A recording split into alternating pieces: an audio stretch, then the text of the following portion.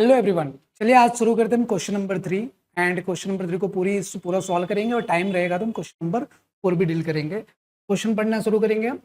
The following is the summarised balance sheet of Vijay limited as on 31 March 2024। Balance sheet देख लो। इसमें again balance sheet में सारे note हमें फॉलो करना है, वही दिया हुआ है।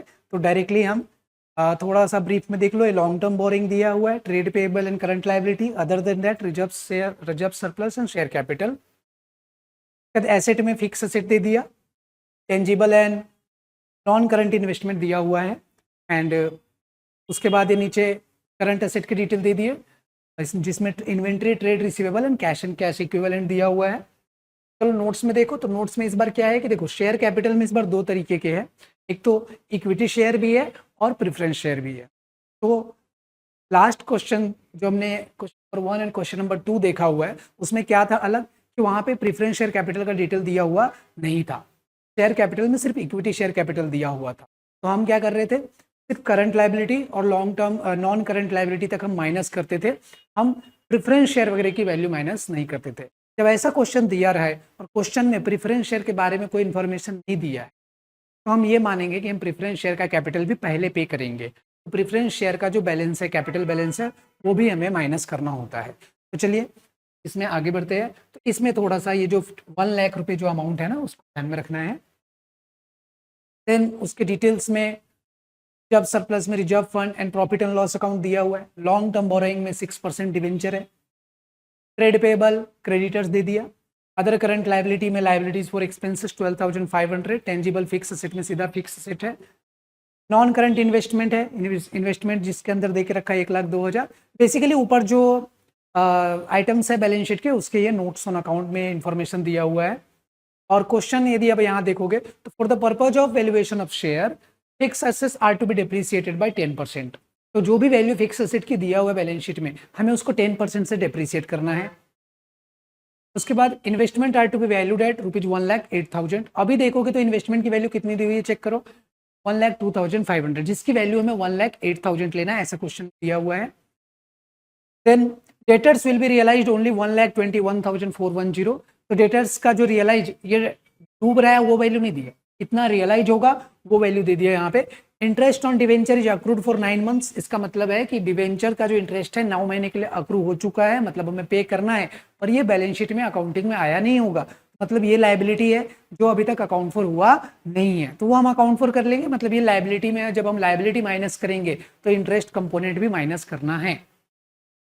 Preference dividend for 23-24 is also due. तो प्रेफरेंस डिविडेंड पेंडिंग है।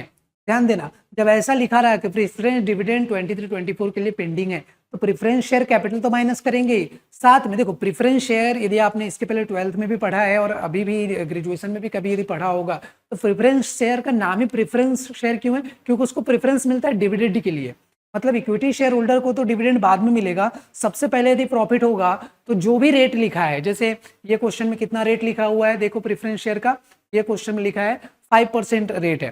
तो 5% कैलकुलेट करेंगे हम किसका, ये जो नॉमिनल वैल्यू रहता है 1 लाख का 5%, तो ये हो जाएगा 5,000। ठीक है, तो 1 लाख का 5% जो 5,000 आएगा, ये हमने डिविडेंड अभी तक दिया नहीं है, जो हमें पे करना है, ऐसा यहाँ लिखा हुआ है ड्यू। तो दिया नहीं है, इसका मतलब जब आप लायबिलिटी कैलकुलेट करोगे नेट एसेट निकालने के लिए, तो वहां पे प्रेफरेंस शेयर के ऊपर जो डिविडेंड है उसे भी माइनस करना है, क्योंकि वो अभी तक हमने पे किया नहीं है। और 23-24 एक ही साल है, तो एक साल का जो 5% यदि डिविडेंड हम कैलकुलेट करेंगे तो वो 5,000 आएगा। ठीक है, neither for these has been provided for in the balance sheet. Calculate the value of equity share by net asset backing method net asset backing मैंने बताया था, नेट एसेट मेथड में अलग अलग नाम है, वो नाम थोड़ा आपको दिमाग में रखना है, कंफ्यूज नहीं होना है पेपर में कि नाम अलग आ गया यहाँ पे। ठीक है, this is net asset banking method. और इसको बस अगेन क्वेश्चन बहुत सिंपल है, थोड़े से बस टर्मिनोलॉजी अलग, और preference share capital first time introduce हुआ, दैट्स वाई ये क्वेश्चन ले भी रहा हूँ, अदरवाइज तो इसको होमवर्क में दे देता। ठीक है, तो चलिए ये क्वेश्चन हम सॉल्व करते हैं सीधा।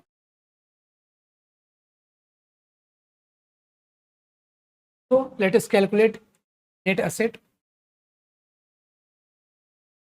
अगेन यहाँ पे एक calculation of value of equity share, ठीक है। अगेन यहाँ पे हम सबसे पहले क्या लेंगे, नेट असेट्स, नेट असेट की जगह हम यहाँ लिखते हैं एसेट्स, फिर उसमें से लायबिलिटी माइनस करेंगे। एसेट्स का एक एक लिखना चालू करेंगे अभी हम। तो देखो, अच्छा वैल्यू जिसकी जिसकी चेंज है वो देख लेंगे। फिक्स असेट की वैल्यू चेंज है, इन्वेस्टमेंट की वैल्यू भी चेंज है, डेटर्स की चेंज है, तो ऊपर वाले वैल्यू मत लिखो, ऊपर लिखोगे बाद में मिटाना भी पड़ेगा, तो यहाँ से थोड़ा ध्यान में रखते लेंगे। फिक्स असेट जब शुरुआत कहाँ से हो रहा है देख लो, शुरुआत हो रहा है फिक्स असेट से। फिक्स असेट का 3,80,000 रुपीज वैल्यूज है। अब उसके ऊपर ना बोल रहा है कि आपको डिप्रीसिएशन लगाना है 10%, ठीक है। ये देखो लिखा है fix assets are to be depreciated by 10% तो 3,80,000 का 10% आप माइनस करोगे, 3,80,000 का 10% आप माइनस करेंगे तो ये आएगा 3,42,000। यहाँ हम लिखेंगे फिक्स्ड असेट्स में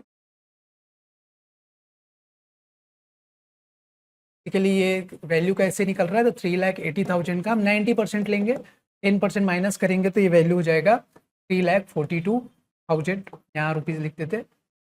उसके बाद फिक्स असेट्स के बाद यहाँ पे हमें लेना है investment,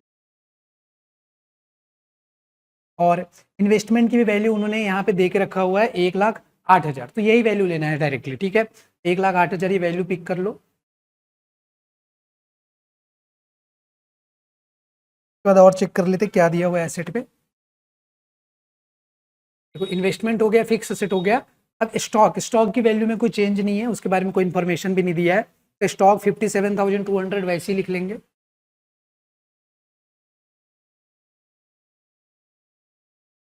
then next trade receivable में दिया हुआ है, डेटर्स की वैल्यू उन्होंने बोला है, देखो यहाँ 1,27,800 है, जबकि यहाँ चेक करोगे तो उन्होंने वैल्यू बदल दिया है 121,410 लेना है।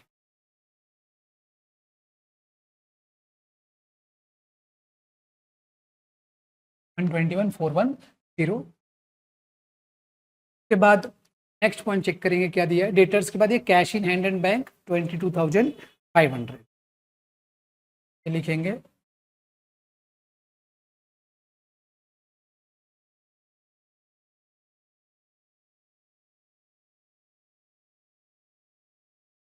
सारे असेट का टोटल कर लेंगे, 3,42,000 प्लस 1,08,000 प्लस 57,200 प्लस 121,410 plus 22,500.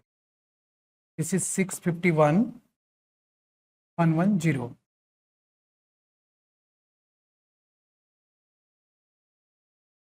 इधर साइड लिख लेते 651,110। फिर उसके बाद हम इसमें से लाइबिलिटीज माइनस करते हैं। तो लाइबिलिटीज क्या क्या है चेक करेंगे क्वेश्चन में। अब मेरे ख्याल से यहाँ जो इन्वेस्टमेंट है उसमें से ये इस्तेमाल करना है, डिवेंचर 9 मंथ का है अक्रूड इंटरेस्ट ऑन डिवेंचर, और प्रीफरेंस डिविडेंड भी पेंडिंग है, तो चलो देख लेते हैं। सबसे पहले लाइबिलिटी जो यहाँ डायरेक्टली वो लिखना चालू करो, तो लाइबिलिटी फॉर एक्सपेंसेस है 12,500,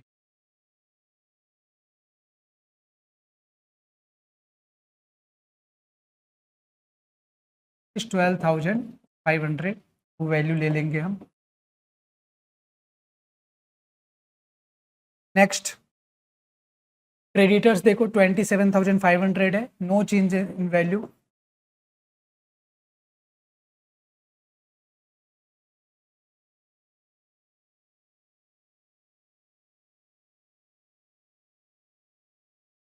क्रेडिटर्स 22,500, सॉरी 27,500।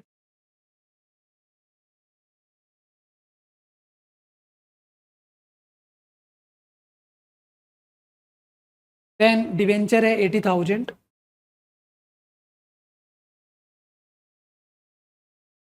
डिवेंचर्स 80,000। अब इस पे बताया कि इंटरेस्ट भी अक्रूड है, तो interest accrued on debentures 9 month के लिए पेंडिंग है, तो इसको यदि कैलकुलेशन करोगे तो 80,000 का कितना परसेंट है इंटरेस्ट रेट चेक करो, 6% है, ठीक है। तो 80,000 का आप 6% कैलकुलेट करेंगे, ये कितने महीने के लिए, 9 महीने के लिए।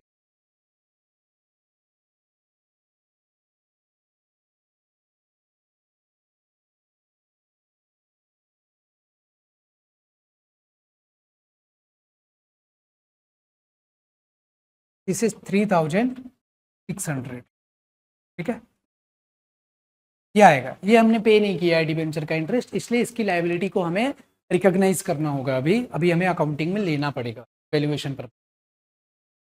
ये हो गया। और रिजर्व्स फंड और प्रॉफिट लॉस अकाउंट लायबिलिटी नहीं होता है, ये अल्टीमेटली किसको जाता है, शेयर होल्डर को जाता है। शेयर का ही तो वैल्यू निकाल रहे हैं कि शेयर होल्डर को जो पैसा जाएगा वो वैल्यू कितना, और उसको नंबर ऑफ शेयर से डिवाइड करना है। अभी प्रेफरेंस शेयर जो है 1 लाख का, ये माइनस करना है, क्योंकि प्रेफरेंस शेयर इक्विटी को नहीं जा रहे, प्रेफरेंस शेयर का पैसा प्रेफरेंस शेयर होल्डर को जाएगा, तो वो अमाउंट हमें क्या करना है, यहाँ पे माइनस कर लेना है। जैसे एक बार इसको टोटल कर लेते हैं, 12,500 प्लस 27,500 प्लस 80,000 प्लस 3,600, ये हो जाएगा 123,600। इसको अभी माइनस करोगे इसमें से, एसेट्स में से माइनस हो जाएगा, एसेट में से लाइबिलिटी 651,110, इसे माइनस करोगे ये आ गया 527,510, ठीक है। अब ये जो है net assets available to share holders है, इसमें दोनों आ गए, इक्विटी शेयर होल्डर्स भी आ गए और प्रेफरेंस शेयर होल्डर भी आ गए। अब इसी का नाम अगले पेज पे कंटिन्यू कर रहे हैं, कि नीचे ही आपको लिखना रहेगा। इसमें से हम प्रेफरेंस शेयर होल्डर की जो लायबिलिटी है वो माइनस कर लेंगे। Preference share capital, preference share capital की कितनी वैल्यू दी हुई है, 1 लाख।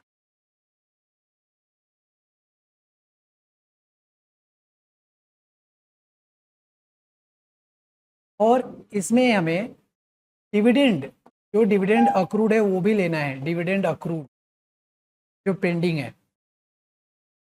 ड्यू। तो डिविडेंड कितना अक्रूड एंड ड्यू है, ये इस क्वेश्चन में लिखा हुआ है कि भाई 5% डिविडेंड हम देंगे 1 लाख का, तो 1 लाख का 5% कितना आएगा, 5,000। 1 लाख का कैपिटल है, उसके ऊपर 5% हमें डिविडेंड देना है, ये हो जाएगा 5% हो जाएगा 5,000। ये टोटल पेंडिंग जो हमें प्रेफरेंस शेयर को देना है 1,05,000, और ये ऊपर जो अमाउंट आया ना, ये जो अमाउंट आया है 527,510, इसके नीचे लिखोगे और माइनस करोगे। माइनस कर रहा हूँ मैं, 527,510 में से 527,510 में से 1,05,000, ये प्रेफरेंस शेयर कैपिटल को जो पैसा जा रहा है माइनस हो गया, दिस इज 422,510। ये जो अमाउंट है वो रहेगा net assets available for equity share holder, ठीक है, ये रहेगा 422,500। के बाद फिर वैल्यू पर शेयर कितना हो जाएगा, ये पूरा लिखना पड़ेगा, नेट एसेट्स अवेलेबल और इक्विटी शेयर होल्डर्स, ये मतलब फॉर्मूला टाइप हो गया थोड़ा, divided by number of equity shares, ये कितना आया 422,510 डिवाइडेड बाय, अभी इक्विटी शेयर कितना चेक करो, 20,000 इक्विटी शेयर है 10 रुपये का, ठीक है, 20,000 से डिवाइड करेंगे, तो चलो डिवाइड कर दो उसको 20,000 शेयर से, एक शेयर की वैल्यू आ जाएगी फिर, ये आ रहा है 21.1255 आएगा, तो उसको 1 थ्रू कर देते हैं, ये इतना रुपये जाएगा पर शेयर, ये इक्विटी शेयर की वैल्यू है। तो लास्ट क्वेश्चन ये क्वेश्चन में बस ये वाला पार्ट एक्स्ट्रा है, और इस दैट्स वाई ये क्वेश्चन हमने डील किया। ये प्रेफरेंस शेयर की जो चीज़ है ये थोड़ा अलग और ये इंपॉर्टेंट, और वो जो आपको मैंने लास्ट लेक्चर में बताया था भाई, यहाँ पे जब थ्योरी हम डील कर रहे थे, बताता हूँ अब रिपीट में, कि ये जो बॉक्स है important point about preference share, ये वहाँ के लिए रेलेवेंट होता है। जैसे इसका सिनेरियो एक बार हमने डिस्कस कर लेते हैं, ये क्वेश्चन से आगे अब उस तरीके के क्वेश्चन आने वाले हैं, इसलिए चेक करो यहाँ पे क्या लिखा है कि no priority of repayment of capital. यदि ऐसा लिखा है, मतलब हम कैपिटल पे करेंगे कि नहीं करेंगे इसके बारे में प्रायोरिटी नहीं है उसको, है ना। कुछ नहीं दिया तो हम ये मानेंगे कि प्रेफरेंस शेयर कैपिटल का पूरा पैसा हम पे करेंगे पहले, और इसलिए हम पूरा पैसा माइनस कर लिए, जैसे ये क्वेश्चन में हमने माइनस किए वो। तो यदि प्रायोरिटी नहीं है, क्वेश्चन में ऐसा लिखा है कि भाई प्रेफरेंस शेयर कैपिटल का प्रायोरिटी में पैसा दिया नहीं जाएगा, मतलब पहले पैसा नहीं दिया जाएगा, तो उस केस में क्या करेंगे, जो नेट असेट निकला है ना उसको हम प्रेफरेंस शेयर कैपिटल और इक्विटी शेयर कैपिटल के रेशियो में बांट देंगे, और जिसको जितना बनेगा उतना उसकी नंबर ऑफ शेयर से डिवाइड करेंगे। मतलब यदि इस क्वेश्चन से कंपेयर करूं तो ये वैल्यू आया ना 527,510, तो इसमें से क्या किया हमने, सबसे पहले प्रेफरेंस शेयर की वैल्यू माइनस कर दी है, डिविडेंड भी माइनस कर दिए और प्रेफरेंस शेयर कैपिटल भी माइनस कर दिए। लेकिन हम यहाँ ये मान रहे कि डिविडेंड के लिए भी प्रायोरिटी है और प्रेफरेंस शेयर कैपिटल के लिए भी प्रायोरिटी है, मतलब इक्विटी शेयर से पहले प्रेफरेंस शेयर को पैसा दिया जाएगा और डिविडेंड भी पहले दिया जाएगा, तो करके हमने दोनों ही माइनस कर दिए। लेकिन यदि वहां पे लिखा है कि कोई प्रायोरिटी नहीं है तो ऐसा नहीं होगा, तो कैसा होगा, तो भाई ये जो पैसा आया 527,510 ये किस रेशियो में, तो भाई ये जो क्वेश्चन में दिया था 2 लाख रुपए इक्विटी शेयर कैपिटल और 1 लाख रुपए प्रेफरेंस शेयर कैपिटल, तो 2:1 में बांटा जाएगा वो 522 को, ठीक है। तो जब ये क्वेश्चन मैं करके बताऊंगा, ऐसा वाला क्वेश्चन है उसको हम सॉल्व करेंगे। प्रेफरेंस शेयर है priority for repayment of preference share capital only, सिर्फ कैपिटल का यदि प्रायोरिटी है तो सिर्फ कैपिटल माइनस होगा, जैसे ये क्वेश्चन में हमने डिविडेंड भी माइनस की है तो डिविडेंड माइनस नहीं होगा, सिर्फ कैपिटल माइनस होगा। और यदि प्रायोरिटी है प्रेफरेंस शेयर कैपिटल और डिविडेंड दोनों, तो दोनों माइनस होगा, हमने दोनों माइनस किए। ये क्वेश्चन में थर्ड वाला सिनेरियो अप्लीकेबल था, हमने अज्यूम किए कि दोनों का पेमेंट पहले करना है।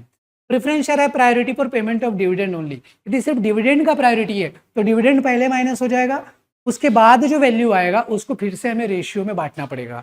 सर ऐसे ओरली तो नहीं समझेगा, जब ये इस तरीके क्वेश्चन पेपर में आते हैं जिसमें चारों सिनेरियो दे देता है, आपको चारों में अलग अलग वैल्यू निकाले जाते हैं, 16 मार्क के लिए वो क्वेश्चन आएंगे पेपर में, ठीक है। तो ये चारों जब सिनेरियो रहेगा उसमें तो डिस्कस करेंगे थोड़ा सा अभी, क्योंकि ये क्वेश्चन में रेलेवेंट था तो एक बार इस पे आ गए, वापिस इस पे आएंगे जब हम क्वेश्चन सॉल्व करेंगे तो, ठीक है। तो ये था हमारा, ये क्वेश्चन अभी खत्म हो गया है जो अभी हम सॉल्व कर रहे थे, क्वेश्चन नंबर 3। देखते हैं क्वेश्चन नंबर 4 कितना बड़ा है। क्वेश्चन नंबर 4 से पहले मैं आपको ना कुछ होमवर्क, जो तुम प्रैक्टिस क्वेश्चन जो है जो प्रैक्टिस कर सकते हो वो क्वेश्चन है। एक काम करते हैं, हम नेक्स्ट लेक्चर में प्रैक्टिस क्वेश्चन जो है वो बता देंगे क्या करना है।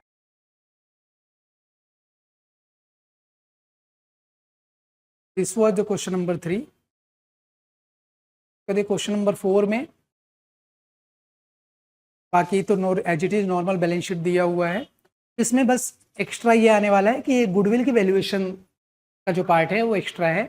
आपने इसके पहले भी देखे हो, जैसे पढ़ के भी देखोगे तो goodwill of the company is to be calculated at 4 years purchase of super profit. Super profit calculation जो है, यदि लास्ट सेमेस्टर में आपको गुडविल के वैल्यूएशन था, वहाँ पे जो नॉर्मल प्रॉफिट से हिसाब से जो हम कैलकुलेट करते थे गुडविल, एवरेज प्रॉफिट जो निकालते थे, तो यहाँ पे सुपर प्रॉफिट फॉलो करना है। यदि वो कैलकुलेशन में आपको प्रॉब्लम है वैल्यूएशन ऑफ गुडविल में, तो ये क्वेश्चन सॉल्व करने में आपको दिक्कत जाएगा, तो इसके लिए आपको थोड़ा पुराना नॉलेज होना भी जरूरी है। अभी मैं ऑल टुगेदर पुराना तो वैल्यूएशन ऑफ गुडविल वाले चैप्टर हम कवर नहीं करने वाले, पर क्वेश्चन में जितना रेलेवेंट रहेगा सॉल्व कराऊंगा तो उस टाइम आप उसको देख सकते हैं, ठीक है।